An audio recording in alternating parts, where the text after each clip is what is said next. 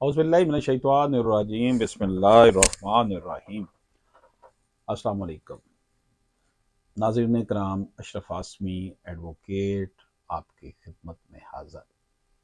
लाखों करोड़ों दरूद नबी पाक सल्लल्लाहु अलैहि वसल्लम की ज़ात मुबारक पर। आपकी ज़ात मुबारक वजह तख्लीक़ कायनात है। नाज़रीन कराम, आज हम आपकी खिदमत में ऑनरेबल जस्टिस काजी फ़ायद ईसा साहब का एक फ़ैसला 2022 SCMR 1558 में जो नरेट किया गया है, आपकी खिदमत में पेश करेंगे। नाज़रीन इकराम, इसमें इंतकाल वरासत की मियाद समात और असूल रजामंदी के हवाले से बात की जाएगी। नाज़रीन इकराम, मोरस आला जलाल शाह 1963 में फौत हो गए और उनके जो वर्सा थे उसमें दो बेटे मुश्ताक अली शाह और सैयद अली शाह जो थे उनके वारिस थे, और तरके में 114 कनाल और 14 मरले ज़मीन उन्होंने छोड़ी।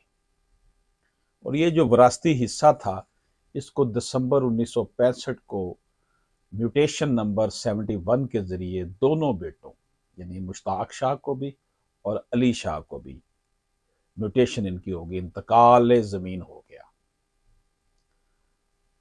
इस इंतकाल के मुताबिक जलाल शाह के सिर्फ दो बेटे ही थे, लेकिन हकीकत आपको बताऊं ये थी कि जलाल शाह की एक बेटी गुलाम फातिमा भी थी, लेकिन वो अपने मरहूम बाप से पहले ही 1960 में फौत हुई थी। और गुलाम फातिमा की औलाद में तीन बेटियां, जिनमें उम्मत अल अजीज, अख्तर और सफदर बीबी शामिल थे। जलाल शाह की नवासी उम्मत अल अजीज यानी गुलाम फातिमा की बेटी ने 9 फरवरी 2008 को रेवेन्यू अथॉरिटी के पास मुस्लिम फैमिली लॉ ऑर्डिनेंस 1961 के सेक्शन 4 के तहत इंतकाल नंबर 71 की तस्सीह के लिए एक दरख्वास्त जमा करवाई, लेकिन रेवेन्यू अथॉरिटी ने इनकी दरख्वास्त को मुस्तरद कर दिया। जाहिर है कि वो फैमिली लॉ का जो ऑर्डिनेंस का सेक्शन 4 है, वो ये कहता है कि नवासी या पोता पोती जो है वो हिस्सा ले सकते हैं अगर उनका बाप या माँ, दादा या नाना की जिंदगी में बेशक फौत हो चुका हो। अब इस खातून ने अपनी माँ का जो हिस्सा था उसके लिए रेवेन्यू अथॉरिटी को दरख्वास्त दी कि जनाब ये जो म्यूटेशन हुई है जिसमें उसके दो मामुओं को ही सिर्फ इंतकाल ज़मीन हुआ है, उसके अंदर अमेंडमेंट की जाए और हमें भी उसमें शामिल किया जाए, हम भी उनके कानूनी वारसान हैं। उम्मत अल अजीज गुलाम फातिमा की बेटी ने 2 फरवरी 2012 को सिविल जज की अदालत में जो है वो तनसीख इंतकाल नंबर 71 और दावा इस्तकरार हक जो है वो दायर कर दिया। मुकदमा अभी चल ही रहा था कि 7 जुलाई 2013 को उम्मत अल अजीज का इंतकाल हो गया। अब उसके शौहर और बेटे ने अदालत से मुकदमा में शामिल होने के लिए इजाज़त ली कि जनाब हम नया मुकदमा करना चाहते हैं, और ये वो केस वापस ले लिया। उसके बाद 2 जून 2014 को उम्मत अल अजीज के शौहर और बेटे ने एक नया दावा दायर कर दिया, जो कि इनके हक में फैसला भी हो गया। इस फैसले के खिलाफ अपील और रिवीजन पिटीशन भी खारिज होगी। अपील डिस्ट्रिक्ट कोर्ट में हुई, रिवीजन पिटीशन हाई कोर्ट में हुई। ये मुकदमा 2 रुकनी बेंच जस्टिस काजी फ़ायद ईसा साहब और जस्टिस याह्या अफरीदी पर मुश्तमिल बेंच के सामने लगा।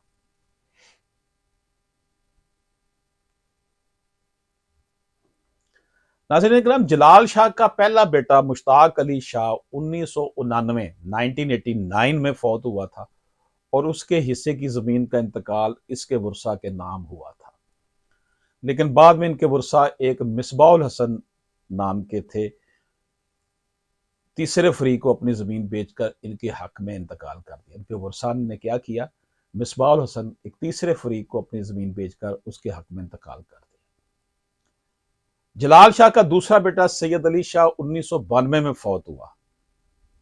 इसके हिस्से की ज़मीन का इंतकाल भी इसके वर्सा के नाम हुआ था, लेकिन बाद में उसके वर्सा भी जो है उन्होंने कौसर अली शाह नाम के एक शख्स को ज़मीन बेची और वो भी उनका शरीक वारस बन गया, यानी कि उस विरासत में से उसको बेच दी। और बाद में कौसर अली शाह नाम का ये वारस अपने विरासती हिस्से समेत बैशुदा हिस्से को भी एक और फरीक तकी डेवलपर को बेचकर इंतकाल इनके नाम कर दिया। अब मैं आपको अर्ज करूं कि कौसर अली शाह जो था वो सैयद अली शाह जो था जलाल शाह का दूसरा बेटा, उसके वर्सा में भी शामिल था और कुछ ज़मीन उसकी विरासत में उसके नाम आ गई और कुछ ज़मीन उसने खरीद ली, जो बाद में उसने एक और फ्री तकी डेवलपर को बेच दी। अब आप ये ज़रा बात समझ लें कि जलाल शाह की जो ज़मीन थी उसके एक वारस ने मिसबाउल हसन को बेच दी और दूसरा जो उसका बेटा था अली शाह, उसके वारसान ने वो ज़मीन जो थी तकी डेवलपर को बेच दी। अब तकी डेवलपर ने यह ज़मीन हासिल करने के बाद वहां पर एक फातिमा वैली हाउसिंग के नाम से एक रिहायशी स्कीम का आगाज कर दिया। यह मनसूबा सीडीए से बाकायदा मंजूर होने की वजह से वहां पर 444 लोगों ने प्लाट्स भी ले लिए थे।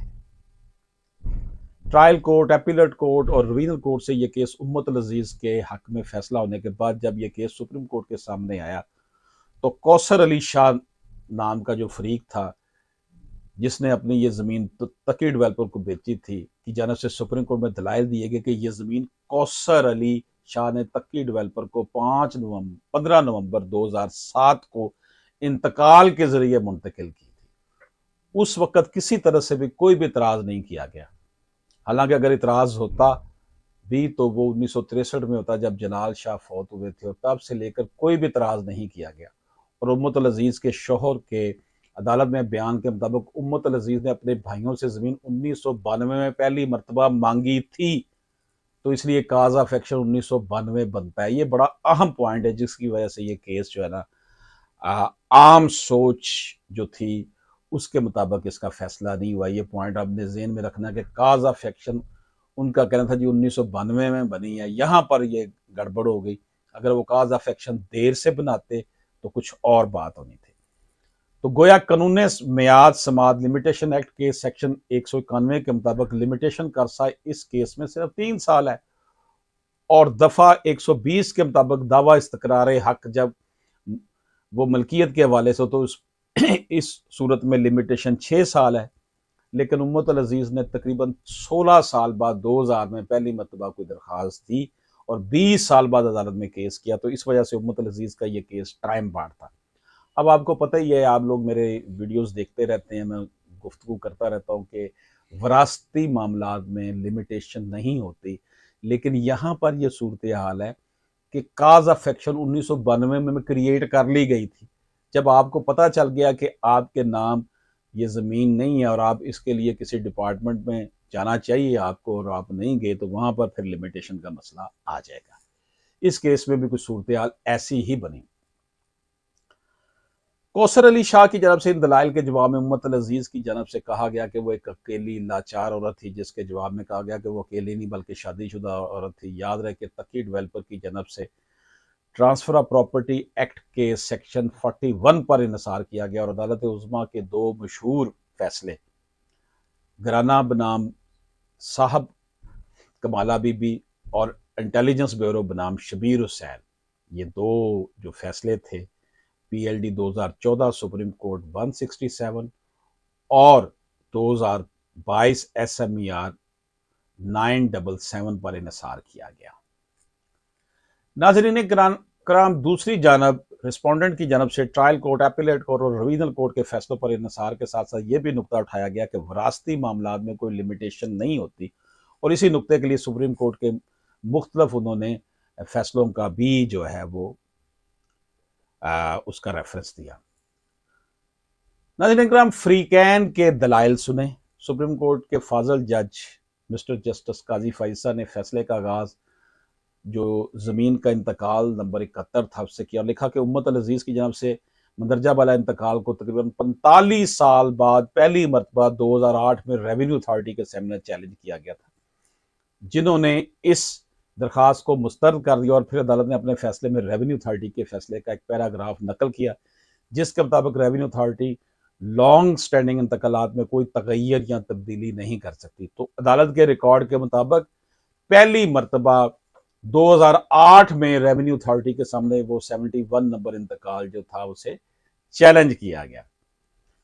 इस पैराग्राफ में ऑनरेबल जस्टिस साहब ने कहा कि उम्मत अल अजीज ने बजाय रेवेन्यू अथॉरिटी के इस फैसले को चैलेंज करने के दीवानी मुकदमा दायर किया। मुकदमे में मौजूद चंद खामियों की तरफ इशारा करने के बाद ऑनरेबल कोर्ट ने लिखा कि इन खामियों में पढ़ने की बजाय इस केस में हमारी नजर में अहम नकात ये हैं, जो कि क्या थे जी। जस्टिस साहब के मुताबिक इंतकाल वरासत में दो तरह के केसेस होते हैं, जिनमें एक ये कि जब कोई फरीक ये दावा करे कि इसके वरासती हिस्से को सिरे से तस्लीम ही नहीं किया गया और इसके हिस्से का इंतकाल का इंदराज भी नहीं हुआ, जबकि दूसरे केसेस ये होते हैं कि वारस खुद खामोश और बेकार बैठा रहे और इसकी जानब से तब तक कोई दावा नहीं किया जाता जब तक कि कोई तीसरा फरीक ना आए। तो ऐसे केसेस में मुतासरा फरीक के लिए ये साबित करना लाजमी है कि इसको वरासत से महरूम इसकी लाइलमी में किया गया। दूसरी बात, इसके लिए भी ये साबित करना लाजमी है कि खरीदार और बेचने वाले के दरमियान कोई साजबाज हुई है।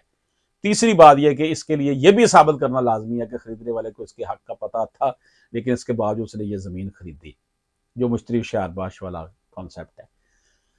नाज़रीन इकराम, सुप्रीम कोर्ट की तरफ से ये नकात उठाए गए, इनकी तरफ इशारा किया गया कि निचली अदालतों में किसी ने भी इन नकात की तरफ गौर नहीं किया। इस केस में तीसरे फरीक के हकूक भी शामिल हो चुके हैं, जिसने वो पैसे देके जमीन खरीदी। बिलखसूस तीसरे फरीक के हकूक उम्मत अल अजीज की जानब से इंतकाल चैलेंज होने से पहले ही शामिल हो चुके थे।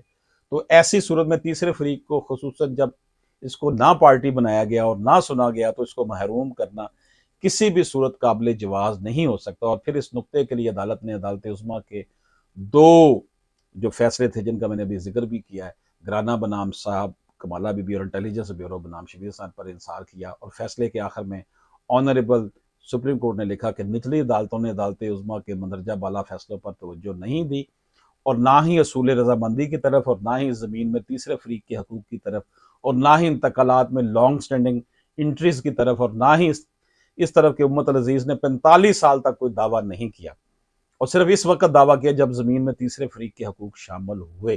तो इन नकात की रोशनी में सुप्रीम कोर्ट ने निचली तीनों अदालतों यानी ट्रायल कोर्ट, एपीलेट कोर्ट और रिवीजनल कोर्ट के फैसलों को खत्म करते हुए उम्मत अल अजीज के केस को मुस्तरद कर दिया और तकी डेवलपर और कौसर अली शाह के हक में फैसला दिया। नाज़रीन का इंतकाल वरासत में दो तरह के केसेस हैं। एक ये कि जब कोई फरीक ये दावा करे कि इसके वरासती हिस्से को सिरे से तस्लीम ही नहीं किया जा रहा, तो इसके हिस्से का अंदराज भी इंतकाल में नहीं हुआ।